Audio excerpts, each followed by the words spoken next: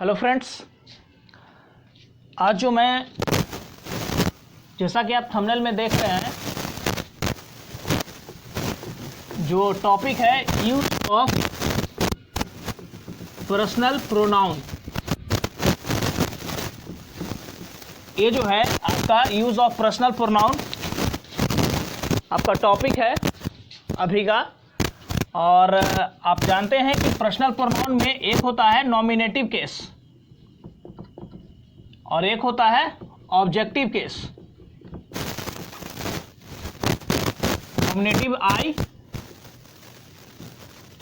I, we, you, he, she, it, और objective में है मी, अस, यू, हिम, हर और इट। इसके अलावा भी हैं, इसके अलावा एक है पॉसेसिव प्रोनाउन भी एक है और एक एडजेक्टिव है। पॉसेसिव में दो पार्ट में बटा हुआ है, एक एडजेक्टिव और एक प्रोनाउन। तो एडजेक्टिव में आपका होता है माई, आई के लिए माई, वी के लिए आवर, यू के लिए योर, ही के लिए हिज, सी के लिए हर और इट के लिए कुछ नहीं होता है। अच्छा सॉरी, इट के लिए आपका इट्स होता है और इधर प्रोनाउन में कुछ नहीं होगा। यहाँ पर होता है mine, ours, yours, his, hers. अब यहाँ देखिए, अगर ये आई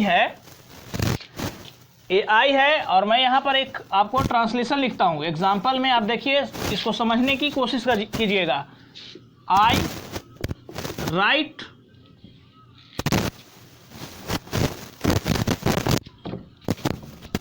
सिर्फ ये दो वाले पार्ट को मैं यहाँ छोड़ देता हूँ।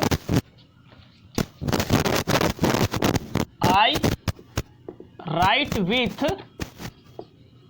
My pen. यहाँ पर देखिए लिखा हुआ है आई राइट विथ माई पेन।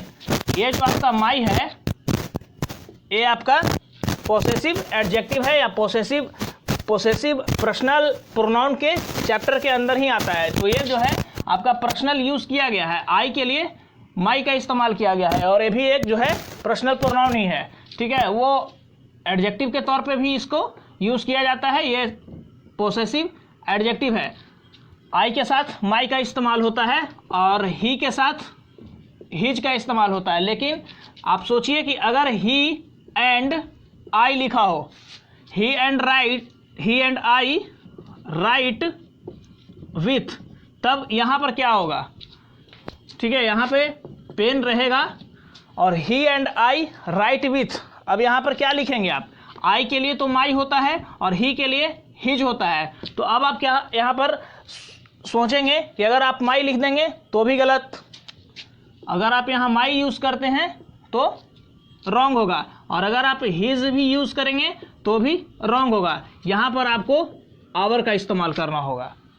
तो ये जो है बहुत अच्छा है, रूल्स है। ठीक है, कॉमन एरर के बेस पर इस तरह का क्वेश्चन अगर आपको दे दिया जाए, ठीक है, तो आप इसको, जब तक आपको ये रूल्स पता ना हो कि ही एंड आई अगर दोनों का इस्तेमाल होगा तो आपको आवर यूज़ करना होगा। अगर ये रूल आपको नहीं मालूम होगा तो आप वहाँ पर कॉमन एरर में या तो आप माई लिख देंगे या फिर हिज लिख देंगे और दोनों ही गलत हो जाएगा। यहाँ पर आपको आवर का इस्तेमाल करना होगा। तो ये जो है आपका यूज़ है पर्सनल प्रोनाउन का। ये पर्सनल प्रोनाउन आवर है आपका। इसी तरह से आप देखिए दूसरा यूज़ क्या है।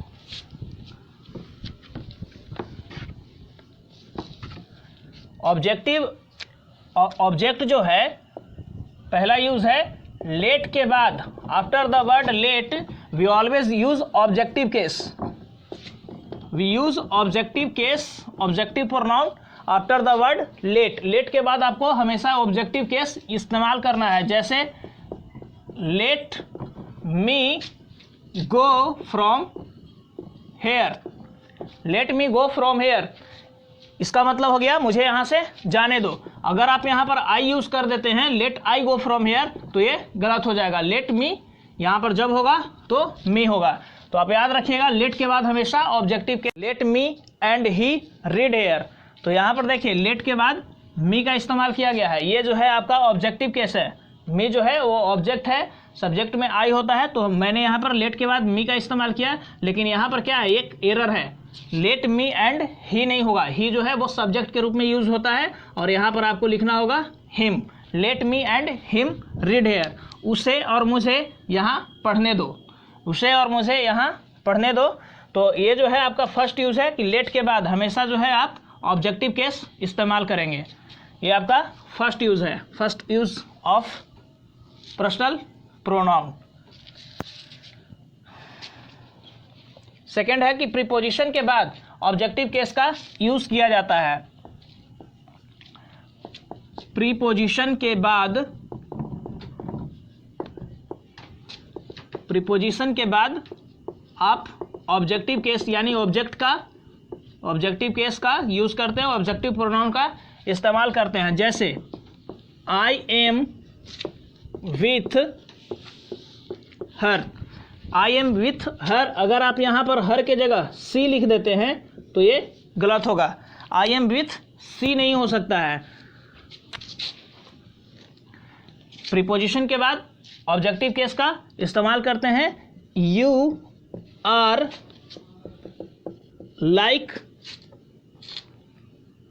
अगर आई लिख देंगे तो ये गलत होगा, क्योंकि ये लाइक जो है वो प्रीपोजिशन है और प्रीपोजिशन के बाद ऑब्जेक्ट होगा तो यहाँ पर आपको मी लिखना होगा। यू आर लाइक मी, आप बिल्कुल मेरे जैसे हैं। तो ये प्रीपोजिशन का सेकंड हुआ यूज़, पर्सनल प्रोनाउन का सेकंड यूज़ हुआ कि प्रीपोजिशन के बाद आपको यूज़ करना है। अब आप थर्ड यूज़ देखिए। थर्ड जो यूज है वो है बट के बाद। बट जो है, बट ये अगर प्रीपोजिशन के रूप में यूज़ किया जाएगा, एज ए प्रीपोजिशन अगर इसको यूज़ करेंगे, एज प्रीपोजिशन जब बट को यूज़ करेंगे तो इसके बाद आप सब्जेक्टिव केस भी रख सकते हैं और ऑब्जेक्टिव केस भी रख सकते हैं। जैसे अगर बट के बाद वाला अगर मेरा सब्जेक्ट, अगर वो सब्जेक्ट होगा, बट के बाद वाला पर्सनल प्रोनाउन अगर मेरा सब्जेक्ट होगा तो आप उसे सब्जेक्ट रखेंगे, और अगर वो पर्सनल प्रोनाउन ऑब्जेक्ट होगा तो फिर आप उसे ऑब्जेक्ट रखेंगे। जैसे यहाँ देखिए, everyone but I knows this, everyone but I knows this. But मतलब लेकिन होता है, लेकिन यहाँ पर जब एज ए प्रीपोजिशन होगा तो इसका मतलब होगा बट मीन्स के अलावे या के सिवाय। एवरीवन नोज दिस, ठीक है। एवरीवन नोज दिस का मतलब हो गया सब लोग इसको जानता है। बट आई मतलब कि मेरे अलावे सब लोग इसको जानता है। और यहाँ पर आप ध्यान रखिए, ये प्रीपोजिशन है और प्रीपोजिशन के बाद जो है वो कभी भी सब्जेक्ट नहीं होता है। इसका मेन सब्जेक्ट एवरीवन है, इसलिए एवरीवन के अकॉर्डिंग यहाँ पर मैंने V5 यूज़ किया है, नोज लिखा गया है। अगर आप यहाँ पर नो लिखेंगे ये गलत हो जाएगा। बट प्रीपोजिशन है और प्रीपोजिशन के बाद जो है कभी भी वर्ड सब्जेक्ट नहीं होता है, तो सब्जेक्ट कौन है, एवरीवन। और एवरीवन के अकॉर्डिंग यहाँ पर V5 मैंने लगाया। चूँकि ये वर्ब के पहले आया है इसलिए मैंने इसको नॉमिनेटिव केस यानी सब्जेक्ट के रूप में रखा है। नहीं तो अगर ये लास्ट में होता वर्ब के बाद तब इसी को मैं मी के रूप में लिखता, ऑब्जेक्ट के रूप में लिखता। जैसे अगर रहता कि एवरीवन नोज दिस बट, तब यहाँ पर लास्ट में अब आपको मी लिखना होगा। दोनों का हिंदी सेम ही है, हिंदी में कोई फर्क नहीं है। एवरीवन नोज दिस, हर लोग इसको जानता है, सब कोई इसे जानता है, बट मी, लेकिन मुझे छोड़ करके।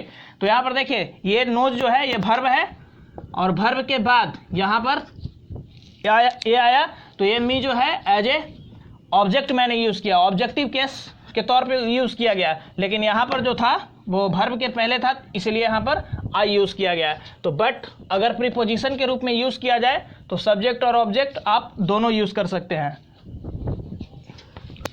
ये आपका थर्ड रूल है। फोर्थ रूल है कि जेरंड के बाद बिफोर के बाद आप एक ऑब्जेक्ट का यूज करते हैं। बिफोर जो है एक जेरंड के रूप में भी काम करता है और इसके बाद जो है आप ऑब्जेक्ट का इस्तेमाल कर सकते हैं।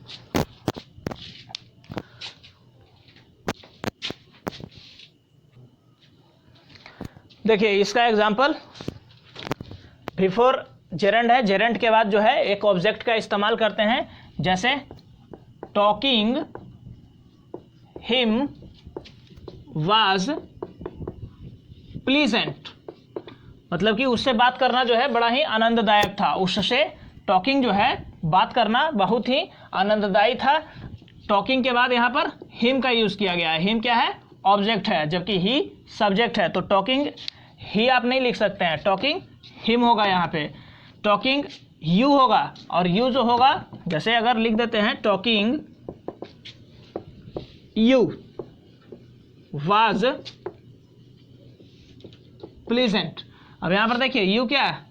यू सब्जेक्ट नहीं है, टॉकिंग जो है वो आपका सब्जेक्ट है, और इस सब्जेक्ट के अकॉर्डिंग, सिंगुलर सब्जेक्ट के अकॉर्डिंग यहाँ पर वाज यूज़ किया गया। अगर आप इसको सब्जेक्ट समझते हैं तो अगर ये सब्जेक्ट होता तो फिर आपको वेयर यूज़ करना पड़ता, जो कि मैंने यहाँ पर वेयर नहीं लगाया क्योंकि टॉकिंग जो है वो मेरा सब्जेक्ट है, और यू जो है वो ऑब्जेक्टिव केस में है, और object can never be a subject. Object कभी भी सब्जेक्ट नहीं हो सकता है। तो इस तरह से ये आपका 4 रूल है। और भी हो सकता है, visiting us is very useful for you। आपके लिए हमारा विजिटिंग us, यानी कि visiting us is very useful for you. आपके लिए हमारा विजिटिंग जो है वो बहुत ही यूज़फुल है। मतलब आप मेरे पास आएंगे विजिट करने के लिए हम लोगों के पास, तो वो जो है बहुत ही यूज़फुल होगा। यहाँ पर जो us है, ठीक है, ये भी ऑब्जेक्ट है, यानी कि ये बिफोर है, जेरंट के रूप में यूज़ किया गया है, और इस जेरंट के बाद जो है एक ऑब्जेक्ट का इस्तेमाल करते हैं। तो ये था आपका 4 रूल। अब आगे देखिए 5 रूल में क्या है।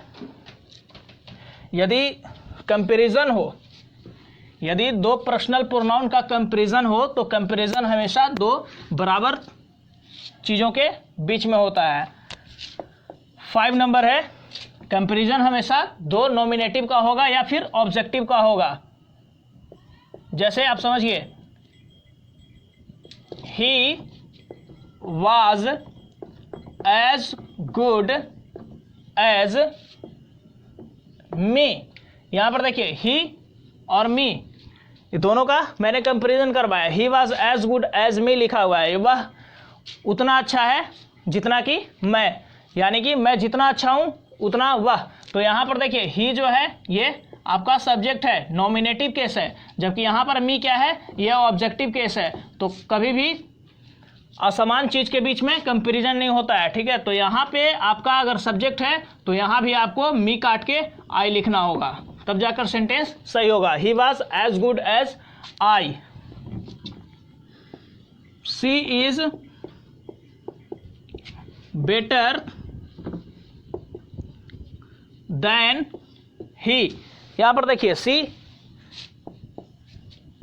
क्या है? सब्जेक्ट है, और ही क्या होता है? ही भी एक सब्जेक्ट ही होता है। तो ये मेरा सही है, बिल्कुल सही है। सी इज़ बेटर देन ही। अगर यहाँ पर हिम लिखा जाता तो ये गलत हो जाता है, ये कॉमन एरर आपका हो जाता है।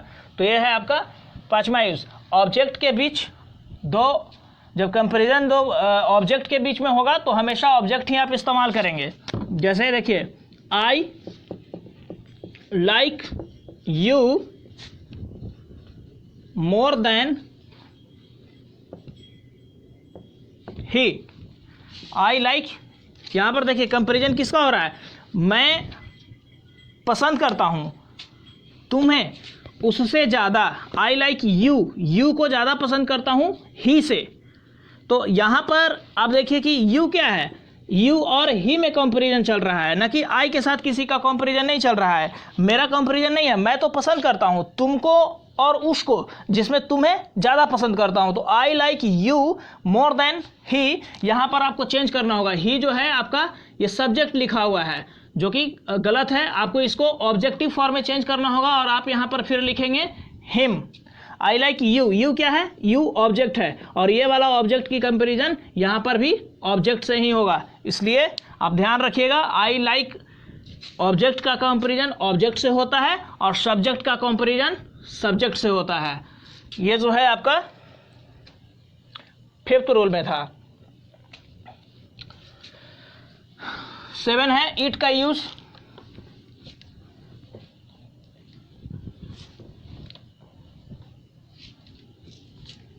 अगला आपका है यूज है आपका नंबर 6। देखिए ईट का इस्तेमाल कहाँ करते हैं। ईट जो है आप एनिमल के साथ आप ईट का इस्तेमाल करते हैं नॉन लिविंग थिंग जो होता है, नॉन लिविंग निर्जीव चीज, जानवर के साथ और बेबी के साथ। बेबी मीन्स बच्चा जिसका सेक्स जो है पता नहीं हो, ठीक है, कि वो कौन से सेक्स का है, फीमेल है या मेल है, तब वहाँ पर हम लोग ईट का इस्तेमाल करते हैं। एनिमल के लिए भी ईट का इस्तेमाल करेंगे और नॉन लिविंग थिंग के लिए भी ईट का इस्तेमाल करेंगे। ईट का और भी यूज़ होता है, समय बताने के लिए होता है, किसी भी तरह का समय हो, छोटा समय या बड़ा समय। एग्जाम्पल देखिए, it is January, JANUARY, it is जनवरी का महीना है, तो ये क्या है, टाइम है। इट इज़ 4 o'clock, 4 बज रहा है, तो ये भी टाइम बताने के लिए इट का इस्तेमाल करते हैं। एनिमल के लिए भी इट का इस्तेमाल किया जाता है, जैसे this is a dog, it is very ferocious, बहुत ही खतरनाक है। दिस इज ए डॉग, इस डॉग के लिए फिर मैंने यहाँ पर इट का इस्तेमाल किया। तो यहाँ पर इट जो है छोटे छोटे जानवर के लिए भी इस्तेमाल करते हैं। नॉन लिविंग थिंग है, कोई वस्तु है, उसके लिए भी इट लिख सकते हैं। It is a pen, it is a doll, तो इट का इस्तेमाल होगा। और बेबी के लिए, ठीक है, छोटा बच्चा है जिसका सेक्स जो है आप फाइंड आउट नहीं कर सकते हैं, उसके लिए हम लोग इट का यूज़ करेंगे।